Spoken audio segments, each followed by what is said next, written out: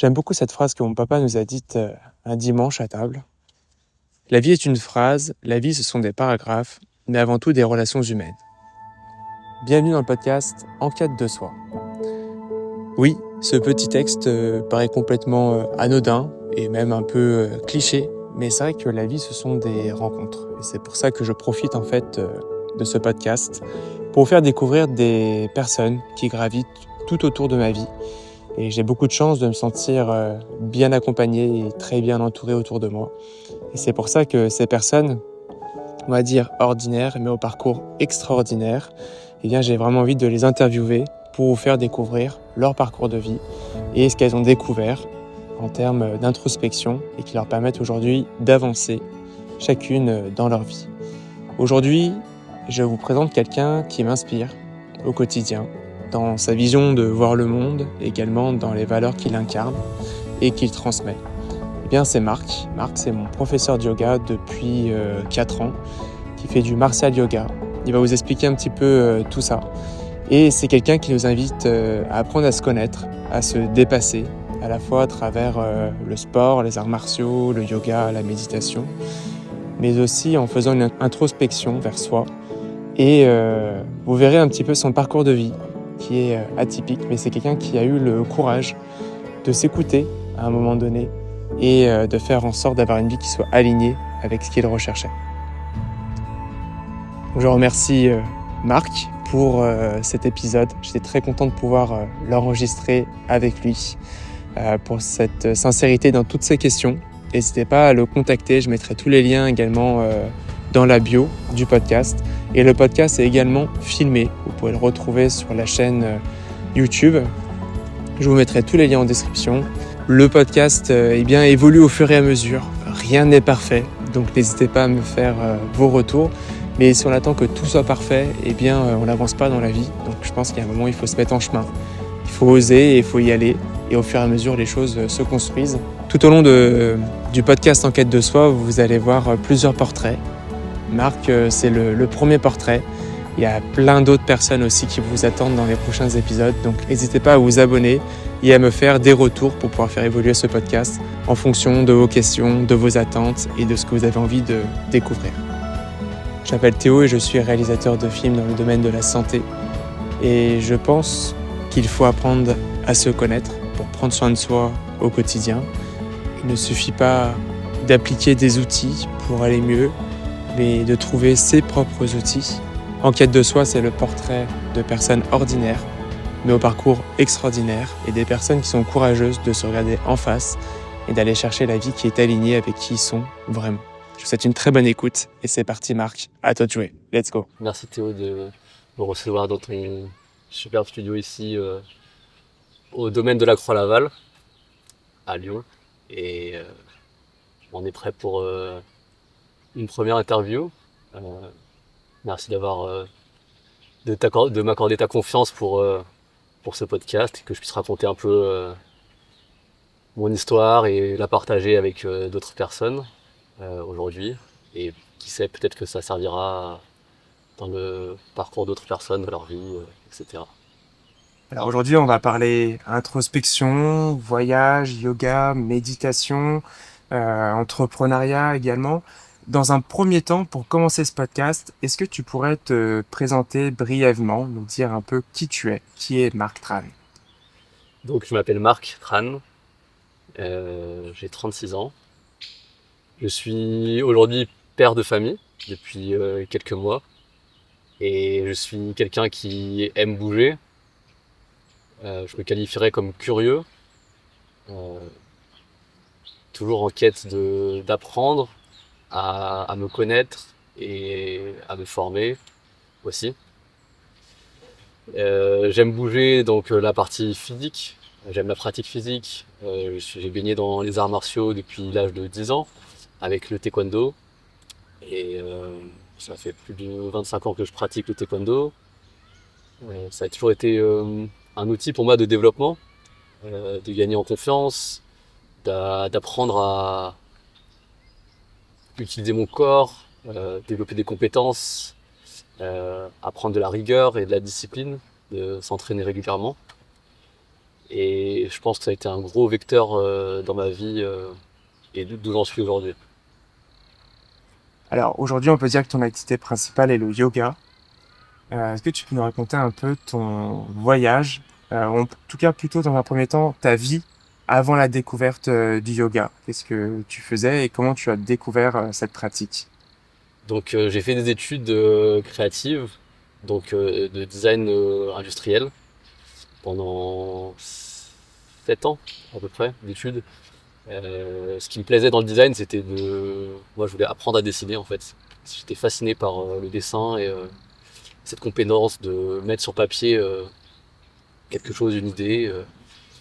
Et du coup, c'est ça qui m'a mené au design. Et ensuite, après avoir fait quelques stages au Danemark et en Suisse dans l'horlogerie, j'ai trouvé mon premier emploi chez Jaguar, donc en Angleterre, où j'étais designer pour tout ce qui est détail extérieur dans l'automobile. Et c'était un cadre qui m'a fait aller en Angleterre en fait. Donc c'était dans un studio international où de designers de beaucoup de pays se retrouvent. Et c'est là où les designs des voitures est créé. Donc depuis le premier dessin jusqu'à la production. Et, et j'ai découvert le yoga beaucoup plus tard en voyage. Donc mon premier cours de yoga, c'était en Angleterre. Et j'avais beaucoup d'a priori sur le yoga. Euh, pour moi, c'était une pratique plus féminine quand même. Et le premier cours de yoga m'a beaucoup challengé physiquement. Je me suis senti très bien. Et c'était très humble comme pratique. Donc c'est un cours de Ashtanga. Donc l'Ashtanga, c'est une pratique où la série reste la même euh, pendant les cours. Et on la répète de cours en cours pour l'améliorer. Un peu comme un pumse dans la pratique du taekwondo ou un kata dans le karaté, donc une série fixe. Alors c'est super intéressant. J'ai eu l'occasion de participer à un cours d'Ashtanga Misori, si je ne me trompe pas. Et ça m'a fait très bizarre de passer du vinyasa. Alors vinyasa c'est du flow, on bouge beaucoup, il y a un peu un petit côté artistique et gym. Et l'Ashtanga où comme tu disais il y a ce côté kata. Quand tu dis le côté humble, c'est parce que on peut pas atteindre directement la plus grosse série. Il faut faire les séries dans l'ordre des postures parce qu'on n'a pas le niveau et sinon on risque de se blesser aussi. Oui, sur cette partie-là et surtout sur la partie physique du yoga, que je m'attendais pas à ça. C'est ça qui m'a plu très vite dans ce premier cours euh, de voir que j'avais plein de choses à creuser et à apprendre. Je pensais avoir un minimum de souplesse grâce au taekwondo et en fait je me suis rendu compte que beaucoup de parties de mon corps étaient limitées, notamment le dos, la colonne vertébrale, les épaules et, et je sentais que j'avais quelque chose à creuser à pratiquer le yoga. Et tu nous as parlé de voyages aussi. Est-ce que tu peux nous en dire un peu plus? Est-ce que c'était des voyages plutôt initiatiques ou c'était juste à des fins touristiques? Donc quand j'étais en Angleterre, j'ai fait mon premier voyage seul au Vietnam, qui est un de mes pays d'origine. Bon, je suis originaire du Laos et du Vietnam. Mon père du Vietnam, ma mère du Laos. Et ils sont arrivés en France autour de 18 ans. Et donc là, c'était la première fois que j'allais dans mon pays d'origine pour découvrir. Et j'ai été exposé au voyage et à des voyageurs qui voyageaient plus longtemps. Moi, je voulais faire tout en 2 semaines. Et je me suis rendu compte que c'était très utopiste et que je voyais que partiellement ce que j'avais envie de voir pour cocher quelque chose sur ma liste. Et en fait, je rencontrais des gens qui voyaient plus longtemps, 6 mois, 1 an, 2 ans. Et donc là, je me suis dit, ah oui, en fait, j'avais pas de gens comme ça autour de moi, en fait. Et donc l'idée de partir voyager longtemps a commencé à mûrir dans ma tête. Et l'année de mes 30 ans, je me suis donné 2 challenges. Le premier, c'était de courir un marathon en étant asthmatique. Euh, donc chose qui était très difficile, qui m'a limité beaucoup quand j'étais plus jeune et qui m'a... Ouais, j'avais euh, peu de confiance en mes capacités à cette époque-là. Je me sentais limité par l'asthme et la course à pied a vraiment changé ça. Donc j'ai commencé à courir un peu plus et je me suis rendu compte que je progressais et que c'était pas inné et que je pouvais passer au-dessus de cet asthme et jusqu'à que j'utilise plus de ventoline, jusqu'à que je cours et que j'arrive à ne plus avoir besoin de ça et passer au-dessus de l'asthme que j'avais, l'asthme d'effort que j'avais auparavant. Et donc j'ai couru ce marathon en Angleterre, c'était le marathon de Cambridge. Et c'était un des plus gros challenges de ma vie. Je l'ai fini en ayant des crampes. Euh, j'étais, J'avais suivi un programme d'entraînement pendant 3 mois, j'étais préparé, mais j'ai eu au bout de 27 km, le premier semi-marathon s'est très bien passé. Je me sentais bien, j'étais au-delà de mon temps que j'avais prévu.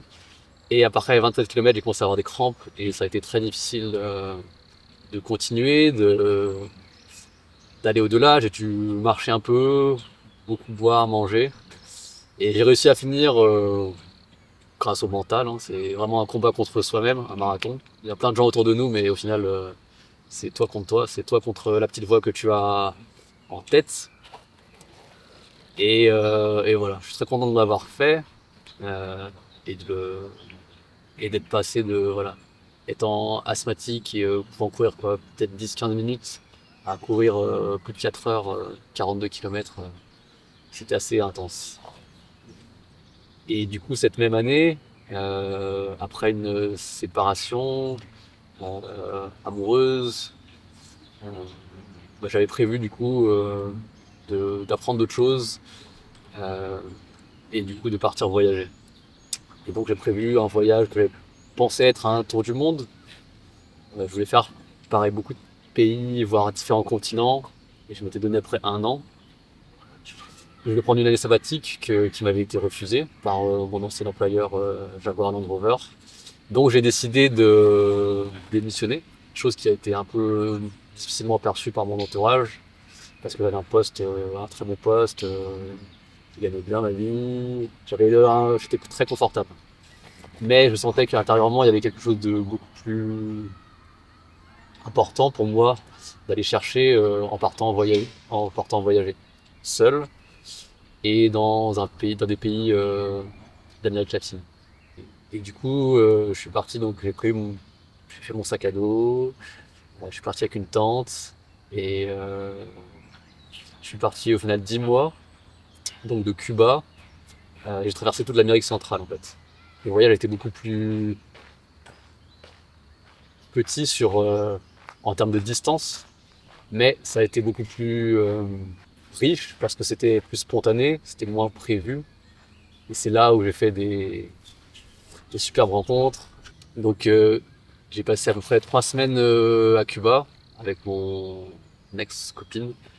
Après j'ai continué le voyage seul et j'ai passé à peu près 4 mois au Mexique, qui était génial. Un pays, plein de pays au sein d'un même pays. C'est comme un continent à part entière, le Mexique. C'était très très riche.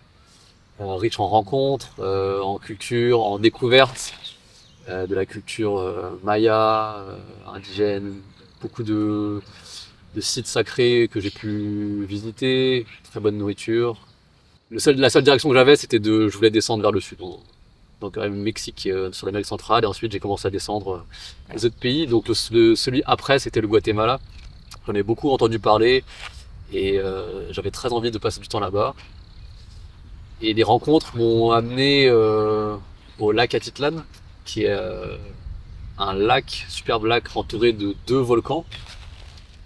C'est un lieu très spécial, riche en énergie, avec beaucoup de petits villages autour du lac. Et c'est là où en fait j'ai rencontré quelqu'un dans un village qui proposait des cours de yoga.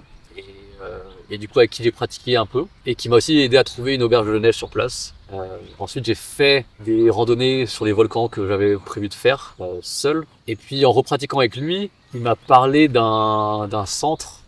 Il m'a dit je pense que ça va te plaire. C'était un endroit qui était accessible que en bateau autour du lac, qui s'appelait The Mystical Yoga Farm, et puis moi j'avais pas prévu de choses, mais j'étais beaucoup plus à l'écoute des signes de la vie, des rencontres. Donc je me dis je vais aller voir cet endroit. Et donc sans prévenir, j'arrive sur cette petite ferme de permaculture qui était aussi un centre de yoga. Je rencontre du coup les gens qui géraient cet endroit. Il y avait un yoga teacher training, donc un prof qui formait d'autres profs de yoga à ce moment-là. Et du coup j'avais accès aux cours de yoga avec Scott Nanamura qui est devenu mon prof de yoga par la suite. Après le premier cours, le premier matin, tout de suite su qu'il fallait que j'apprenne de cette personne, que je reste plus et que je passe du temps avec lui. Le matin, il y avait un rituel, c'était de ne pas parler. Et je ne le savais pas. J'avais oublié. Enfin, genre, là, je sais plus si on me l'avait dit ou pas. Et du coup, je dis bonjour aux gens le matin, les autres volontaires et les autres personnes du cours. Et personne me répond. Je me dis, oh, c'est bizarre. Et en fait, seulement après la pratique de méditation du matin et le cours de yoga, les gens communiquaient. Donc c'était une sorte de vœu de silence pour être avec soi-même et être prêt à méditer. Et donc après le premier cours, voilà, j'ai décidé de rester plus dans cet endroit et de faire un maximum de cours. Donc je pouvais pas faire toute la formation parce que bien sûr je ne m'étais pas inscrit à cette formation, mais les cours du matin m'étaient accessibles. Et l'après-midi, les gens qui devenaient profs avaient besoin d'étudiants cobayes. Donc je me portais volontaire pour aller suivre un cours mené par eux. Et ça a été une expérience très très enrichissante, une belle et riche expérience qui a duré 2 semaines seulement, mais qui a été très impactante dans mon voyage. Et après ces 2 semaines, j'ai continué en fait à pratiquer le matin et à garder une routine parce que en voyageant en sac à dos, le sac est plutôt lourd, on est plutôt tassé, et donc j'avais besoin de m'entraîner et de pratiquer les matins, et surtout appliquer ce que j'avais pratiqué pendant ces deux semaines. Donc je pratiquais tous les jours. J'avais gardé un rituel de commencer à créer une routine méditation et yoga le matin.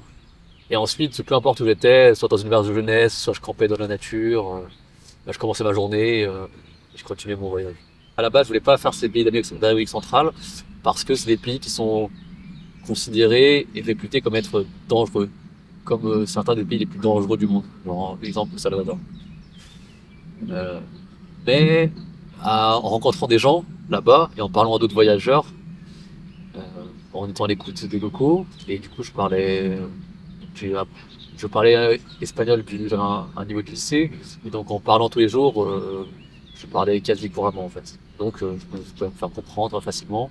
Et en fait, je me suis dit que j'avais envie de découvrir ces pays. J'y étais sur place, et je prenais pas trop de risques, mais j'étais à l'écoute et tu développes une sorte d'instinct quand tu voyages. Euh, Instinct de survie, t'es sur tes gardes. ouais, de tu vois, les énergies qui sont autour de toi, si tu peux faire confiance aux gens ou pas. Et énormément de gens m'ont aidé. Des gens m'ont accueilli chez eux alors que je les connaissais pas. Les gens me prenaient en stop, m'offraient un repas. C'était assez fou comment tu vois tu pouvais être traité comme quelqu'un de ta famille alors que t'es à l'autre bout du monde. Et donc je pense que peut-être que j'étais aussi ouvert et du coup les gens peut-être le recevaient. Euh, et donc j'ai continué donc dans ces endroits-là. Euh, des fois j'ai descendu mes services contre ça. Donc là la photo.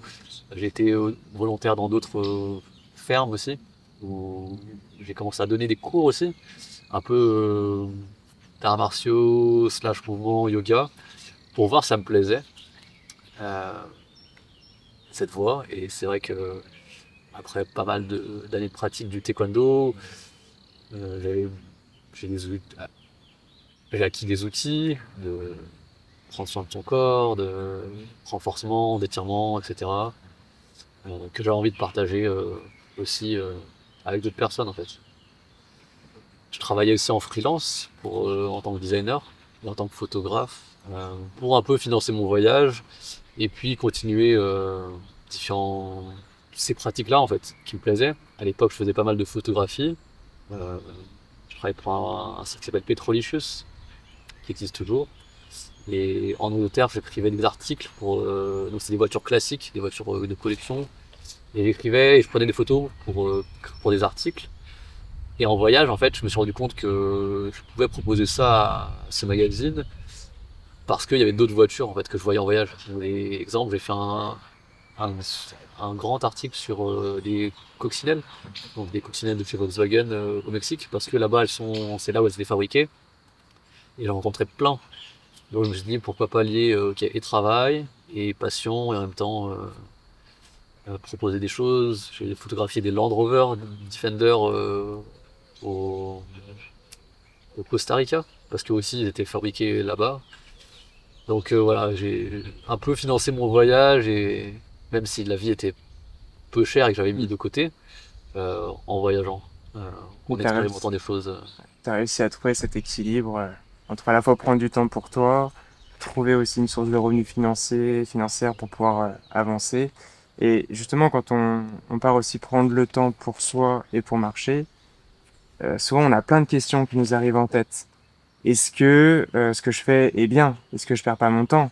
Est-ce que je devrais pas être ailleurs? Est-ce que j'aurais pas dû finir des choses avant de partir ou qu'est-ce que je vais faire après? Mhm. Est-ce que toi, tu as réussi à rester connecté à l'instant présent durant ton voyage? Ou est-ce que c'est le yoga qui t'a aidé ou le fait de marcher ou de rencontrer du monde? Ou est-ce qu'il y a des moments où tu t'es dit, mais qu'est-ce que je fais là en fait? Ou comment, comme tu disais tout à l'heure, tu as quitté Jaguar, on m'a dit, les gens autour de toi ne comprenaient peut-être pas forcément ta décision. Est-ce qu'il y a des moments où tu as eu la peur ou le doute qui est revenu de est-ce que ce que je fais est bien pour moi? C'est sûr que quand tu es seul, tu as beaucoup de temps pour réfléchir, te poser des questions. Et chose que je me suis challengé à faire quand j'étais là-bas, c'était de tenir un journal. Donc j'écrivais pas avant, mais tous les jours en voyage, je racontais un petit peu ce que je faisais. Euh, des fois, les gens que je rencontrais pour pas perdre cette trace de ce voyage que je savais qu'il allait être unique, et en même temps de pouvoir prendre le temps de se poser des questions parce que les voyages sont longs. Des fois, tu restes 8, des fois 15 heures dans le bus. Euh, Tu rencontres des gens et c'est des fois la rencontre est éphémère, très intense mais éphémère. Par exemple, tu vas rencontrer des gens dans une auberge, tu vas faire une rando avec eux sur 2 jours, tu reviens, tu partages ça comme si tu étais meilleur pote et en fait ensuite on se sépare quoi. Donc des fois le fait d'être seul, j'avais envie de partager quand même avec d'autres gens. Donc le fait de tenir un carnet de voyage plus j'utilisais une application qui s'appelle Polar Steps pour que mes proches puissent suivre où j'étais. Et je mettais des photos, ça faisait comme un journal de bord, un journal de bord digital, et en même temps de voir par où j'étais passé, moi. Et c'est sûr que je me suis posé des questions plus existentielles, quoi. Qu'est-ce que j'ai envie de faire, en fait? Qu'est-ce qui m'anime? Qu'est-ce qui me plaît? C'est quoi ma mission? Je suis tombé sur un outil, je crois que c'était avant de partir, qui s'appelait Ikigai. Donc, l'ikigai, c'est un mot japonais qui veut dire raison d'être ou de vivre, je crois. Et du coup, il y a 4 piliers dessus. Le premier, c'est ce dans quoi tu es bon. Le deuxième, c'est ce pourquoi tu peux être payé. Le troisième, c'est ce que le monde a besoin. Mais en gros, voilà, c'est un diagramme avec 4 cercles. Et ce truc m'a fasciné quand je l'ai vu. Mais à l'époque, je pouvais pas y répondre. Et, euh, et ce que le monde comment tu contribues, voilà, ça manquait un peu pour moi dans mon travail, dans mon ancien travail. Et je me voyais mal évoluer en tant que designer. Ça m'inspirait pas trop de voir où étaient les chefs designers, les managers. Et par contre, je savais que ce dans quoi je voulais passer du temps et ce qui m'animait vraiment, c'était la pratique physique. Et c'était le fil conducteur depuis que j'ai 10 ans, je pense, c'était les entraînements réguliers.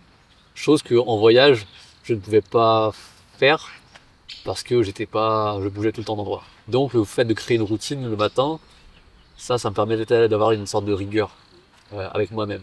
Ça, plus le fait d'écrire un journal, c'est des choses que je m'imposais pour avoir un cadre en fait. T'as trouvé un petit peu ta morning routine, ta miracle morning. Ouais, ouais, c'est un livre de Hal Elrod qui s'appelle Miracle Morning que j'avais lu et qui m'a beaucoup inspiré. Il parle de créer une routine le matin pour avoir un impact sur le reste de la journée. Euh, et du coup, c'est sûr que avec ça, le fait d'avoir une routine, ça m'a permis de la développer, la continuer. Je la continue toujours aujourd'hui. Donc, je me lève, souvent je lis un petit peu. Ensuite, je me brosse les dents, je prends une douche froide. Euh, Ensuite, je médite. Et ensuite, je fais un peu de yoga. Et après, la journée commence. Donc ça, j'ai réussi à le maintenir depuis peut-être 4 ans. Il y a des choses que j'ai rajoutées, la douche froide, c'était pas au début, mais voilà, ça, comment tu commences la journée de manière humble. Pour moi, l'autodiscipline, c'est ce que tu choisis de faire quand personne n'est là. C'est-à-dire que t'as pas d'apport extérieur, il n'y a pas de motivation d'un coach, il n'y a pas personne qui est là pour te pousser. C'est toi qui, quand tu es avec toi-même, choisis de faire à l'instant euh, pour, euh, pour ton futur, quoi. Et souvent, c'est retarder cette gratification, Mm. euh, le plaisir, le confort, pour arriver à quelque chose de plus loin et dans le temps et qui dure, quelque chose qui va construire ton estime de toi, euh, en sachant que tu le fais sans que personne soit là.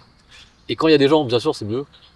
Mais la motivation, c'est tellement fluctuant. Il y a des jours où on est plus motivé, il y a des jours où tu peux arriver à faire des choses si on te pousse. Mais si le lendemain, tu continues pas, il n'y a pas de continuité, il n'y a pas de consistance. Alors que là, si t'es discipliné, peu importe les conditions, on va dire que tu te crées un cadre et tu le fais, tu continues, quoi. Donc c'est beaucoup de mental, comme le marathon que tu as fait en quelque sorte. Si tous les jours tu t'écoutes physiquement, il y a des moments où t'as pas envie de faire de sport, il y a des moments où tu as envie de regarder la télé. Donc c'est vraiment mentalement de se dire, ok là j'investis, c'est difficile sur du court terme, et j'investis sur du long terme pour moi. Et le but c'est pas d'avoir ce regard extérieur qui me dit bravo, c'est génial, tu te lèves tôt et tout. Si tu arrives à le faire sans le regard des autres, du coup tu peux que te détacher de la procrastination en quelque sorte. Ouais. Et c'est sûr que pour préparation d'un événement, compétition, moi, ça me fascine de comprendre les routines des athlètes, des entrepreneurs, des gens qui ont des habitudes comme ça, et qu'au final, c'est ça qui fait que ce qu'on va être demain, en fait. Les habitudes, les petites choses, et souvent, c'est ça, celles-là qui ont le plus d'impact sur du long terme, comme tu dis.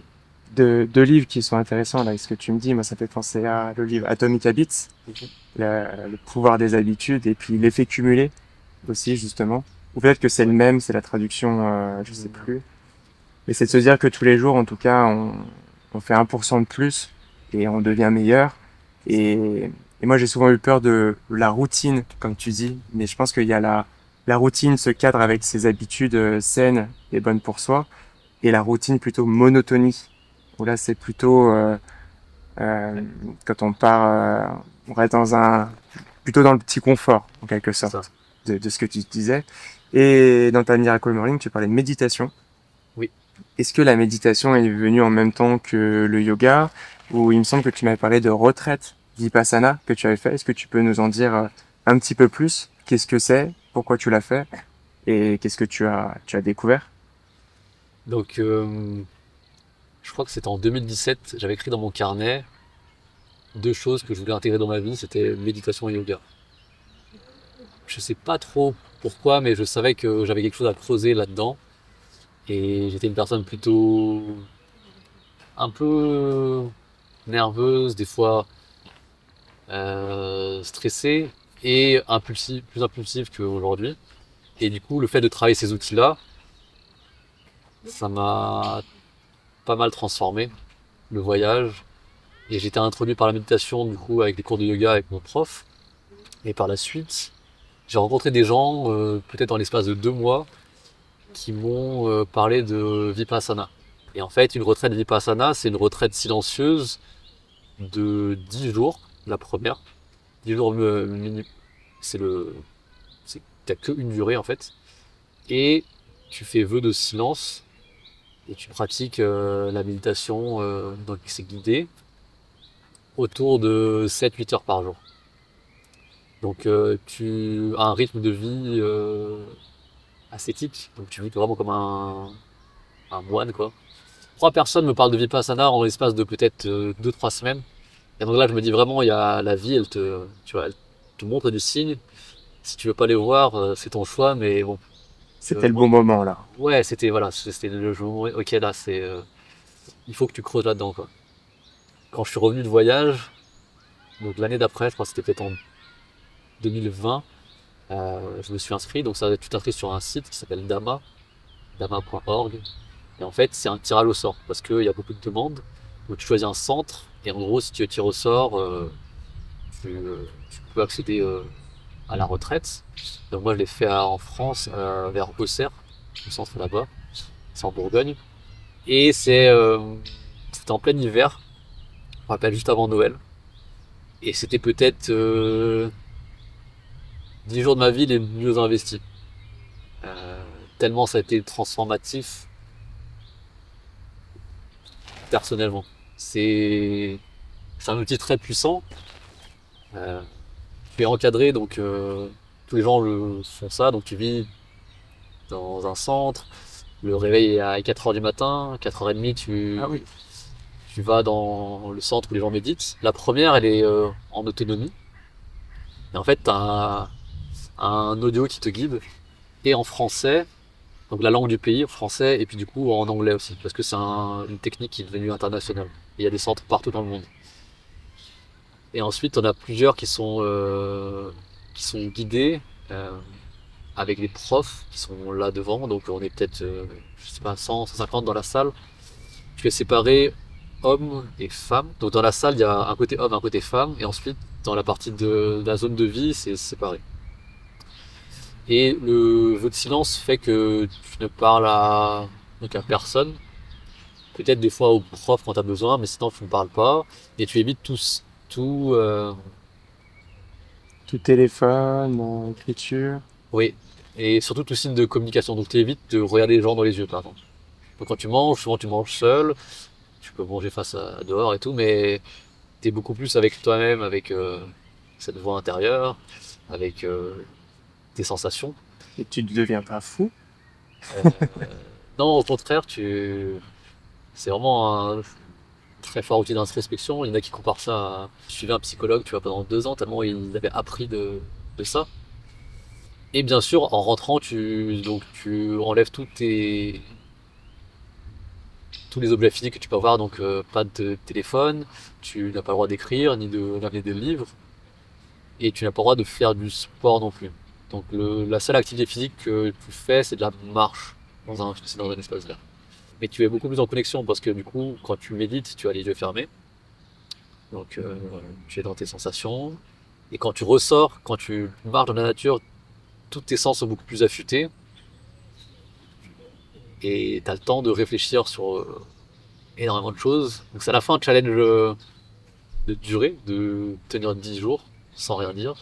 Et à la fois de te découvrir et comprendre des choses en fait. T'as 3 techniques qui t'expliquent, qui t'apprennent, qui sont divisées. Et après, et tu manges que 2 fois et demi par jour aussi. Donc t'as un repas le matin, je crois, à 7 heures, et t'as un déjeuner vers midi, et l'après-midi, t'as juste un goûter. Quand tu es nouvel élève. Quand tu es ancien élève, tu n'as même pas de goûter, que 2 repas par jour. Et qu'est-ce qu'on se dit en fait? Enfin, pour certains, ça peut paraître une torture. Pas trop manger, pas pouvoir parler, rien pouvoir faire à part méditer ou marcher. En fait, ce qui nous pousse à aller faire ce genre de retraite. Donc oui, tu l'as dit, toi, c'est le fait que quand on parle autour ou tu as vu un signe et tu t'es dit il faut que je le fasse. Et du coup, t'es reparti, t'as fini, tu t'es senti transformé. Tu arrives à ce que tu as appris, tu arrives à l'appliquer tous les jours dans ton quotidien. Et ben du coup, depuis que j'ai fait cette retraite, j'ai continué à méditer. Au début, je faisais 45 minutes par jour. Eux, ils préconisaient de faire 1 heure le matin, 1 heure le soir, ce qui est beaucoup. Et là, j'arrive à maintenir après 20 minutes. Des fois, quand j'ai moins de temps, j'en fais moins. Mais je m'assois quand même et je ferme les yeux. Parce que pour moi, c'est un outil clé. Tu te retrouves, c'est comme si tu avais rendez-vous avec toi-même. Et tu te reposes et je sais que ça me fait du bien et que les gens autour de moi aussi en bénéficient. Donc quand je donne des cours de yoga, on commence toujours par une courte méditation. Euh, le fait d'avoir les yeux fermés, tu n'as pas cette distraction de tout ce que le visuel peut t'apporter. Tu es plus à l'intérieur. Tu regardes, mais à l'intérieur. Tu regardes ta respiration, tu regardes tes sensations. Et, et donc j'ai envie de continuer ça et bien sûr de le partager. Quand je donne cours, moi j'explique que la méditation c'est comme un outil de vie et qui pourrait être enseigné très tôt. Pour que les gens apprennent à comprendre leurs émotions, euh, les sensations qu'ils peuvent avoir dans le corps et, euh, et du coup aussi apprendre à comprendre le mental, l'esprit et on a constamment cette voix dans notre tête. En anglais ils appellent ça de monkey mind, donc le petit singe qui est là, cette voix qui est toujours là à commenter, à être soit dans le passé. Donc, ah, t'as oublié de faire ça l'autre jour, hier, machin. Ah, qu'est-ce qu'on va manger ce soir? Et en fait, voilà, c'est l'image du singe qui est toujours dans le passé ou dans le futur, euh, qui commande des choses. Ah, mais lui, il t'a pas laissé passer là, mais elle t'a bousculé. Donc voilà, on a tous cette voix. On prend les gens qui parlent tout seuls pour des fous. Et au final, à l'intérieur, on a tous cette voix-là. C'est la nature même de l'esprit. Et arriver à se détacher de cette voix, à prendre conscience que si tu entends cette voix, c'est que il y a une autre partie, ce qu'on appelle la conscience. C'est un des premiers outils que tu comprends avec la méditation, que tu n'es pas obligé de t'identifier à cette voix, à ces pensées, euh, et que tu peux simplement prendre du retrait, écouter et être présent. Et donc d'où l'utilisation de la respiration pour être ici et maintenant. Quand tu es conscient de ta respiration, tu ne peux pas être ailleurs. Tu es conscient de tout ce qui t'entoure. Ouais. C'est super intéressant parce que dans le dernier épisode avec Christian, on a parlé justement du bonheur. Et il m'a parlé aussi de la méditation. Et du coup, j'ai l'impression que le bonheur, il y a ce livre d'ailleurs, Kilomètre zéro, parce que le bonheur est à l'instant zéro. Il n'y a pas besoin d'aller le chercher à l'autre bout du monde. Il est juste là, le fait d'être présent. Il est dans le présent. Et j'ai l'impression, en tout cas, de ce que tu me dis, que la méditation est un outil pour aller vers ce bonheur et cette connexion à soi. Ouais, j'aime bien ce livre aussi, le mot de Ankawa, même ce qu'elle a écrit. Exactement. Et tu nous parles de tes cours. Donc, à ton retour de voyage et après cette méditation, quelle a été la suite de tes projets? Comment tu as voulu partager cette discipline du yoga et de la méditation avec d'autres personnes? Qui est du coup, on peut dire, ce pilier de l'ikigai de comment je peux donner aux autres, en quelque sorte, contribuer à ce monde. Donc le voyage a duré 10 mois. J'ai fini le voyage en Colombie et j'ai toujours très envie de le reprendre à cet endroit-là et de descendre plus bas en Amérique du Sud. Et du coup, l'été de cette même année, mon prof venait en Europe. Donc il formait des gens pas mal en Amérique centrale. Et là, il venait en Grèce. Et donc je me suis dit que donc, le prof dont je vous ai parlé, que j'avais rencontré au Guatemala. Et je me suis dit qu'il fallait que si je voulais faire une formation, c'était avec lui. Donc je l'ai retrouvé en Grèce pendant 1 mois et j'ai fait une formation de 200 heures, donc un yoga teacher training de 200 heures pour avoir les bases pour commencer à enseigner. Et donc le yoga a été un outil de développement personnel, développement physique, spirituel aussi. Et j'ai eu envie tout de suite de commencer à partager ça. Donc j'habitais encore en Angleterre à cette époque et j'ai commencé à donner des cours dans des parcs, donc des parcs comme ici, parce que pour moi c'était différent de pratiquer à l'extérieur. Moi j'ai été formé en Hatha Yoga, donc c'est un yoga où on tient des postures et mon prof m'a toujours challengé sur des postures avancées, des choses plus challengeantes physiquement. Et c'est ce qui m'a plu dans la pratique du yoga, tout ce qui est posture avancée, inversion, arm balance, écart, back bend, etc. Et donc j'ai voulu me spécialiser là-dedans et m'adresser à un public pour des gens qui voulaient une pratique engageante physiquement. Et j'ai nourri ça avec des outils que j'ai appris dans d'autres domaines. Je suis issu de la gymnastique, des arts martiaux, euh, tout ce qui est quadrupédie et marche animale. Et du coup, dans mes cours, j'ai gardé une structure qui est au début, donc méditation, euh, exercice de respiration qu'on appelle pranayama, donc faire circuler le prana qui est l'énergie via la respiration, donc mobiliser le corps, donc pratique du yoga, des asanas, des postures, mobilité articulaire, et après on finit toujours avec des inversions où on a la tête à l'envers, qui sont des postures plus difficiles, qui prennent du temps à développer, que j'ai commencé à enseigner que ce que moi j'avais pratiqué. Donc j'ai été mon propre cobaye et j'ai décidé de changer de voie parce que aussi je voulais dédier du temps à cette pratique physique euh, et progresser. Et du coup, vu qu'elle m'a énormément apporté, l'idée c'était de la partager avec d'autres personnes aussi et que ça puisse servir à d'autres gens. Et ensuite, quand je suis rentré en France, j'ai recommencé à redonner des cours dans le parc à Lyon, au parc de la Tête d'Or. Et j'ai créé la tribu Martial Yoga, qui est un groupe que j'ai créé. Donc, ce côté un peu de se retrouver, de pratiquer ensemble, de partager des moments de vie aussi, quand on fait des stages ou des ateliers. Et des gens sont là depuis le début et tu vois leur progression, tu vois comment ils ont évolué, comment moi aussi j'ai pu évoluer, comment le groupe a grandi. Et depuis peu, j'habite à Marseille où j'ai commencé, du coup, pareil, à redonner des cours en extérieur, donc au Pharo de Marseille, qui est un- le palais du Pharo, donc c'est un petit jardin au-dessus du Vieux-Port. Et là où j'ai commencé à recréer aussi un groupe autre et cultiver aussi des groupes que j'ai créés avant pour voilà pour diffuser un peu ces outils que je peux partager et c'est d'incarner ça aussi quoi. Des fois, quand on parlait de motivation, de discipline,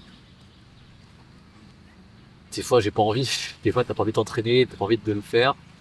Mais je sais que si je le fais pas, je peux pas parler de ces outils-là aux gens et leur dire d'avoir une routine, de pratiquer tous les jours, d'être discipliné parce que ça résonnerait pas avec eux en fait. Donc d'incarner vraiment le message moi-même, c'est un, bah tu le fais par rapport aux autres en fait. Et ça c'est puissant. C'est vrai que pour avoir participé à tes cours, il y a vraiment du dépassement de soi, hein. Tu nous pousses à donner toujours plus, donner le meilleur de notre potentiel. Et de toute manière, on te suit, on te fait confiance parce qu'on sait que tu l'incarnes. On sait que t'es passé par là, on sait que t'as un niveau qui est très bon, mais parce que tous les jours tu t'entraînes à cette discipline-là. Et on a envie de te suivre aussi dans ce dépassement de soi.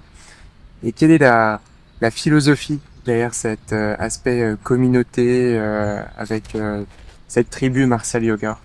Donc je l'ai appelé Martial Yoga pour faire référence à l'esprit martial que, que j'ai eu la chance d'apprendre via mes différents professeurs de taekwondo depuis une vingtaine d'années et de garder cet esprit martial dans une pratique de yoga, donc d'où martial yoga en anglais.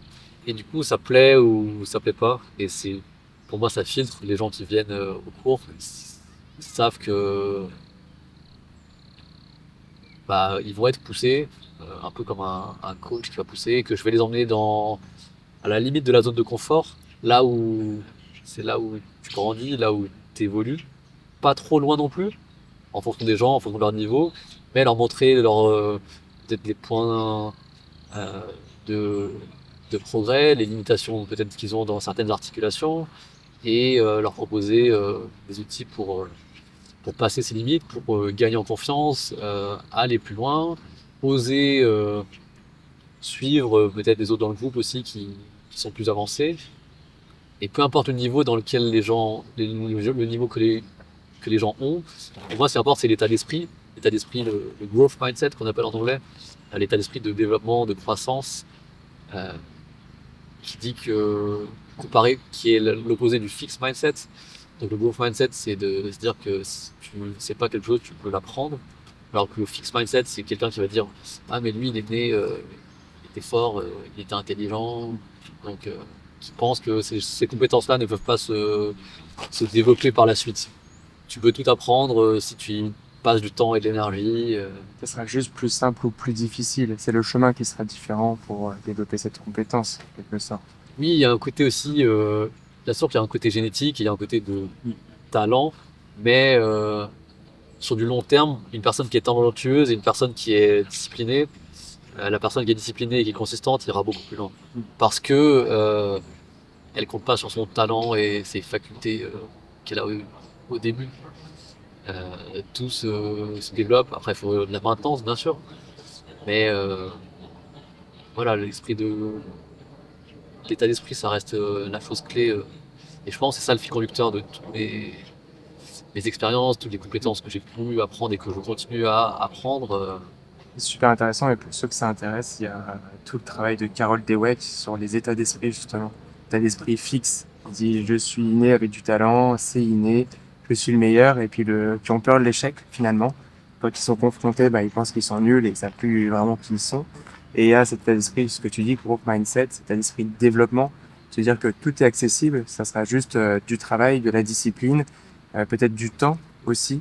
Et c'est intéressant quand on voit par exemple Usain Bolt qui a peut-être travaillé 4 ans pour gagner 2 secondes sur son 100 mètres et qui nous, des fois quand on voit au bout de 2 semaines à la salle de sport, on voit pas les résultats, on abandonne, on arrête. Et en fait, des fois, faut s'entraîner, on sait pas si on va réussir, si on va y arriver. Mais comme tu dis, quand on est discipliné, tôt ou tard, on rattrape un peu ce côté inné ou les facilités des autres. Et quelle difficulté t'as rencontré justement d'ailleurs en, en lançant ton activité de yoga et comment tu as réussi à passer au-delà? Ben, être prof de yoga, c'est bien plus que juste donner des cours, c'est arriver à comprendre avec les gens à qui tu t'adresses, euh, tes utilisateurs, ta niche. Et moi, je m'adresse à des gens qui, soit d'autres profs de yoga, ou des gens qui veulent une pratique plus pimentée, plus avancée, et développer des compétences physiques. Même si le yoga, c'est pas que la partie physique, c'est beaucoup d'autres outils, même si moi je mets l'accent dessus. Et aussi, il y a des gens qui peut-être viennent de disciplines, viennent des arts martiaux, qui... parce que la méthode martial yoga, donc elle est pluridisciplinaire. On utilise du yoga, on utilise des anneaux de gymnastique, donc des outils autres. On fait des inversions, on travaille beaucoup au sol, on travaille la respiration, la méditation, on a un esprit martial. Et moi, je continue à faire évoluer cette pratique en fonction de ce que j'apprends pour la faire vivre et la partager à d'autres personnes. Je peux pratiquer donc mes parents qui ont plus de la soixantaine À très très bon niveau, hein. et qui, voilà, ont conscience que ça pouvait leur apporter aussi. Et en fait, on a tous cette chose-là, ce corps physique. On vit dans ça.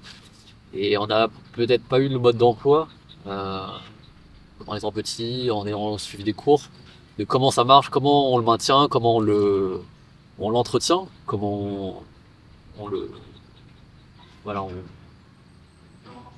peut lui faire des choses. Et ça commence par l'état d'esprit. Et ensuite, voilà, on peut développer un corps souple, fort, capable, mobile, compétent, quoi. Il y a un petit être qui a rejoint ta vie aussi, hein. Il y a ton fils qui est arrivé il y a quelques mois. Donc, comment tu arrives aujourd'hui à jongler dans cette vie de jeunes parents entre ton côté business avec ton activité et aussi ta vie de famille Et d'autant plus que tu es entre Marseille et Lyon. Comment tu arrives à trouver le bon état d'esprit pour garder cet équilibre dans cette vie bien intense? Effectivement, donc en 2024, donc avec ma compagne Sandra, on a eu un fils qui s'appelle Hiro, donc qui est un prénom japonais. Et du coup, aujourd'hui, il a 3 mois et demi. Euh, et c'est assez, voilà, c'est une aventure peut-être la plus folle que on est en train de vivre. Euh, je suis très content, c'est un rôle que je voulais avoir la chance de vivre dans ma vie. Et c'est sûr que c'est un choix. Et puis bah voilà, on est comblé, on le voit grandir, évoluer. J'essaie de m'entraîner, donc les entraînements sont plus saccadés quand on est ensemble. J'ai un peu moins de temps, donc il faut que je sois plus efficace. On voit quelquefois le petit bout de chou dans ton dos pendant que tu fais les tractions ou les pompes. C'est ça. Je le porte beaucoup en porte-bébé, donc du coup devant, de faire quelle discipline j'ai envie de pratiquer. Mais juste de l'exposer déjà, je trouve que c'est notre rôle de parent.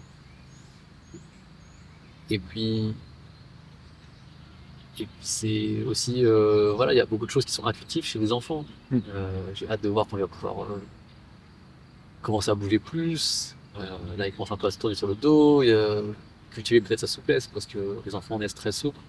Après, c'est quelque chose qu'on perd en grandissant, malheureusement, en étant peut-être beaucoup assis. Donc, garder ce corps d'enfant longtemps, c'est un des objectifs aussi, quoi. Moi, quelque chose que je dis, donc, c'est de pouvoir pratiquer jusqu'à 100 ans ou plus, euh, qui arrive à maintenir ce que je fais aujourd'hui, voire évoluer. Et ce sera déjà quelque chose ouais, de grand, de pouvoir pratiquer à cet âge-là, quoi. Aussi bien dans la partie taekwondo que dans la partie yoga, calisthénie, inversion, etc. En tout cas, on te le souhaite. On arrive sur la fin de cet épisode. Deux dernières questions. La première, quelle personne tu aimerais voir dans ce podcast pour les prochains épisodes? Est-ce que tu penses à quelqu'un qui t'inspire, que tu voudrais partager à travers ce podcast? Euh, Là, c'est la saison des Jeux Olympiques. Et je me dis que tu pourrais interviewer peut-être Léon Marchand, notre, une des nageurs montants de la discipline, qui est français, qui semble avoir tout pour qu'il réussisse. Et pourquoi pas avoir un athlète au niveau dans ton podcast, Théo, et que tu prennes contact avec lui. Voilà. Ok, des défis relevés. Et on va essayer, on va se mettre en chemin. Mais justement, moi aussi, j'ai challenge à relever. Peut-être pourquoi pas aussi la retraite Vipassana Oui. à tester pour le partager et donner mon expérience. Et est-ce que tu veux rajouter un dernier mot avant de terminer? Euh, Bah, j'espère que ce que j'ai pu dire a pu résonner avec les gens, que ça a pu parler à certaines personnes qui peut-être se cherchent, qui sont en quête de soi, en introspection, qui sont à des moments, des tournants de leur vie, qui ont peut-être besoin de se réinventer et que voilà, être exposé, être curieux, garder un état d'esprit un growth mindset, c'est une des choses clés pour arriver là où tu veux, peut-être aller voir ce que c'est que l'ikigai. Et, euh, et puis moi, je vais dire pratique, persiste, persévère. Donc, quand tu commences quelque chose, c'est la pratique, il n'y a pas meilleur outil. Persiste, persévère pour le côté être consistant, aller plus loin, même si tu as des échecs. La persévérance, c'est quelque chose qu'on m'a appris et voilà, qui importe dans tout ce que tu entreprends, de pas abandonner, voilà, de se renouveler aussi.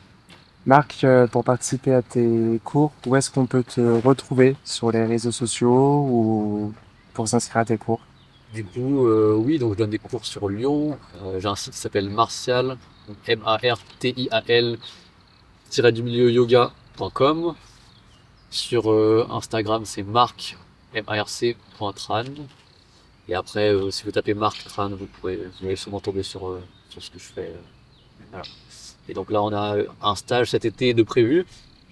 un stage intensif de 5 jours en Ardèche, où on vit en communauté, en tribu, et on va pratiquer donc le matin méditation, yoga. On va partager des repas ensemble, et l'après-midi on va travailler d'autres compétences, de la force, un peu d'initiation aux arts martiaux, un peu de travail au sol, beaucoup de handstand, donc tout ce qui est équilibre sur les bras. Et, euh, et voilà, c'est là où je peux vraiment donner le plus de ce que je peux apporter aux gens sur ces formes de stage ou d'atelier, où on vit ensemble vraiment et l'échange est fort. C'est intense pour moi qui enseigne, mais c'est très riche et on est entouré d'une tribu bienveillante. Ça, c'est important. Je suis tout à fait d'accord. En tout cas, merci Marc. Je te remercie pour ce bel épisode. Et oui, tu as apporté beaucoup de valeur, en tout cas, à nos auditeurs. Donc, je vous donne rendez-vous dans le prochain épisode. Je ne sais pas encore quel sera le thème. Et merci Marc pour ton intervention, pour ce portrait. Et puis, on repart en tout cas de ça un peu plus lourd, avec des astuces et le cœur plus léger en quête de soi. Merci beaucoup et à bientôt. Merci.